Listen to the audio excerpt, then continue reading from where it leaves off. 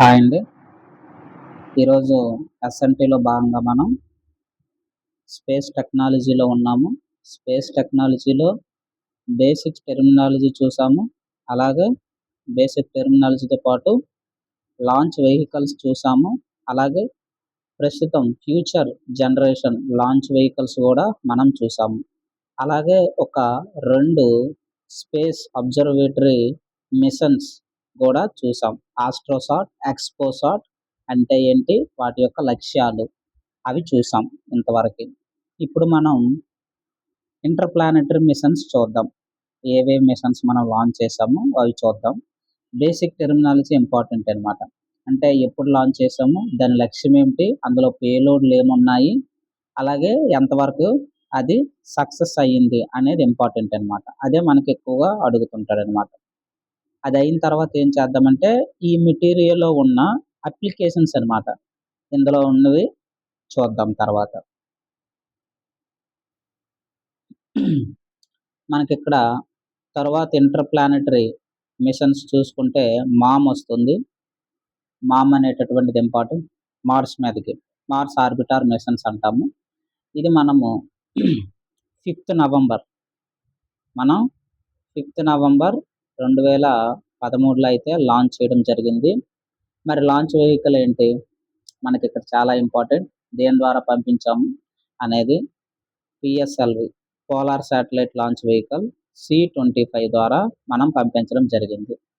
మరి ఏంటి దీని లక్ష్యం, మార్స్ ప్లానెట్ ఉంది కదా, దాని కక్షలోన, ఇది మార్స్ ప్లానెట్ అనుకుంటే దాని కక్షలోనికి ప్రవేశపెట్టడం మన యొక్క శాటిలైట్, మన యొక్క ఇంటర్ప్లానెటరీ మిషన్లో భాగంగా ఈ మామ్ మిషన్ అనేటటువంటిది ఇస్రో చేపట్టింది.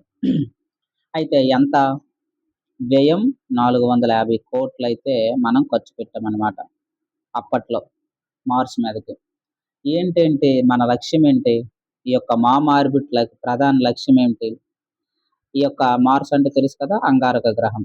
ఈ యొక్క అంగారక గ్రహం ఉపరితలం, ఇది అంగారక గ్రహం అంటే దీని ఉపరితలం ఎలా ఉంది, అసలు దీని వాతావరణం ఎలా ఉంది, అసలు మీథేన్ ఉందా లేదా, మీథేన్ ఎందుకు, మీథేన్ ఉందా లేదా అని ఎందుకు చూస్తున్నాం, మీథేన్ ఉనికి ఇక్కడ ఎందుకు అవసరం అంటే, ఒక మీథేన్ అనే వాయువు ఈ యొక్క మార్స్ ఉపరితలం మీద కానీ ఉంది అంటే జీవము అక్కడ ఉన్నది అని అర్థం అనమాట. ఎందుకు, జీవరాశుల్లో మనకి మీథేన్ వాయువు ఉంటుంది. మనం చనిపోయిన తర్వాత అది విడుదల అవుతుంది.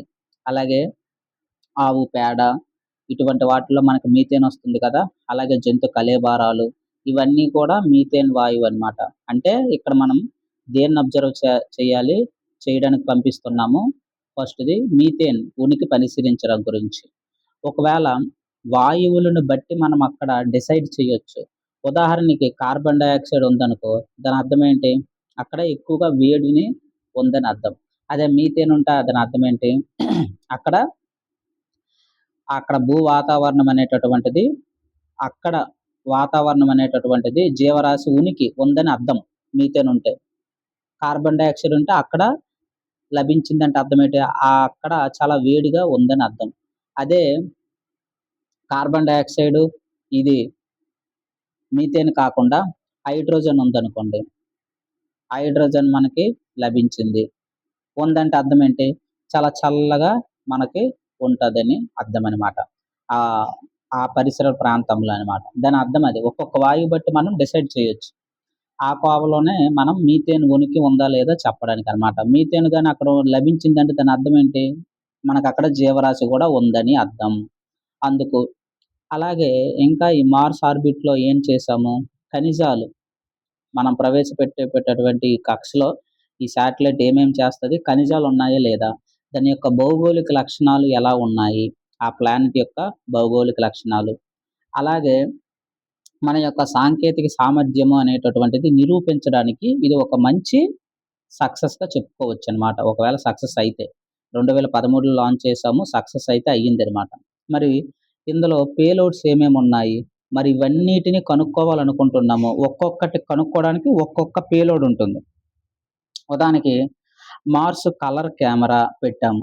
మార్స్ కలర్ కెమెరా ఇది దేనికి, మార్స్ అనేటటువంటిది ఎందుకు అన్ని రంగులుగా మారుతుంది దాన్ని తెలుసుకోవడానికి. అలాగే మీథేన్ ఉందా లేదంటే తెలియాలంటే పేలోడ్ ఉండాలి కదా! Methane sensor for Mars MSM పెట్టాం. Methane sensor for Mars. అలాగే థర్మల్ ఇన్ఫ్రారెడ్ ఇమేజింగ్ స్పెక్ట్రోమీటర్ పెట్టాం. టీఐఎస్ ఈ యొక్క పేలోడ్‌లనమాట. ఈ యొక్క శాటిలైట్‌లో ఇవన్నీ ఉంటాయి. అలాగే alpha parameter, Lyman alpha parameter పెట్టాం. అలాగే ఎక్స్‌పోస్ఫిరిక్ న్యూట్రల్ కంపోజిషన్ ఎలా ఉంది దాన్ని అనాలిసిస్ చేయడానికి ఒక పరికరం పెట్టాం. ఇలా చాలా పేలోడ్స్ అయితే పెట్టామనమాట. సర్వసాధారణంగా ఈ మార్స్ ఆర్బిట్‌ని మనం 6 నెలలకి పనిచేయాలని లక్ష్యంగా పెట్టుకున్నామనమాట. లాంచ్ చేసాం. కానీ ఇది 8 సంవత్సరాలు మనకి పనిచేసిందనమాట. అంచనాలకు మించి పనిచేయడం ఇది. అది కూడా మొదటి ప్రయత్నంలోనే ఫస్ట్ అటెంప్ట్‌లోనే మనం సక్సెస్ సాధించామనమాట. తొలి దేశంగా మనం నిలిచాం. మార్స్ కక్షలోకి మొదటి ప్రయత్నంలో. అది కూడా 450 కోట్ల బడ్జెట్ అన్నమాట. ఇప్పుడు తెలుగు సినిమా ఇండస్ట్రీ పెడుతుంది 450 కోట్ల బడ్జెట్ ఒక సినిమాకి. అంటే అంత తక్కువలో మోతాదులో మనం వెళ్ళిపోయామన్నమాట మార్స్ ఆర్బిట్ మీదకి. ఇవన్నీ కూడా ఏంటంటే చాలా ఇంపార్టెంట్ అన్నమాట. ఇంతకుముందు ఏం డిస్కస్ చేసాము? స్పేస్ మిషన్స్ డిస్కస్ చేసాం. ఆస్ట్రోసాట్, ఎక్స్పోసాట్ ఈ రెండిట్లు గుర్తుంచుకోండి. ఇవి ప్లానెటరీ మిషన్స్. ఏవి? ఈ యొక్క మార్స్ అయితేనేమి, శుక్రయాన్ పంపించలేదు, పంపిస్తాం. అదైతేనేమి, చంద్రయాన్ 1, 2, 3 అవైతేనేమి, అలాగే ఆదిత్య L1 ఇవన్నీ కూడా ప్లానెటరీ అన్నమాట. ఇవన్నీ ప్రెజెంట్ కరెంట్ అఫైర్స్‌కి లింక్ చేసుకుంటూ మనం చదవాలి. అందుకే నేనేం చేశానంటే టాపిక్ చెప్పడము, కరెంట్ అఫైర్స్‌కి లింక్ చేయడం అనేటటువంటిది మనకిక్కడ ఉందన్నమాట. అందులో భాగంగా మనకేంటి, తర్వాత కరెంట్ అఫైర్స్‌లో లింక్‌లో భాగంగా ప్రెజెంట్ స్పేస్ టెక్నాలజీ ఎలా ఉంది అనేటటువంటిది ఇంపార్టెంట్ అన్నమాట మనకి. ప్రెజెంట్ స్పేస్ టెక్నాలజీలో మన ఏమేం జరుగుతున్నాయి ఇంతవరకు చదువుకున్నాం కదా స్పేస్ టెక్నాలజీ గురించి. ఈ యొక్క స్పేస్ టెక్నాలజీ గురించి చదువుకొని దాన్ని అప్లికేబుల్ ఇప్పుడు చేద్దాం. ఒక్కొక్కటి 2024 నుంచి గత 3 సంవత్సరాలు బట్టి ఏం జరిగింది స్పేస్‌లో చూద్దాం. ఫస్ట్ ఏం చేశారంటే నిస్సార్ అంటే ఇది దాని అర్థం ఏంటి? నాసా అమెరికా వాళ్ళు, ఇస్రో వాళ్ళు ఇద్దరు కలిపి ఒక ఎర్త్ అబ్జర్వేటరీ మిషన్స్‌ని ప్రవేశపెట్టామన్నమాట. ఇది దేనికి?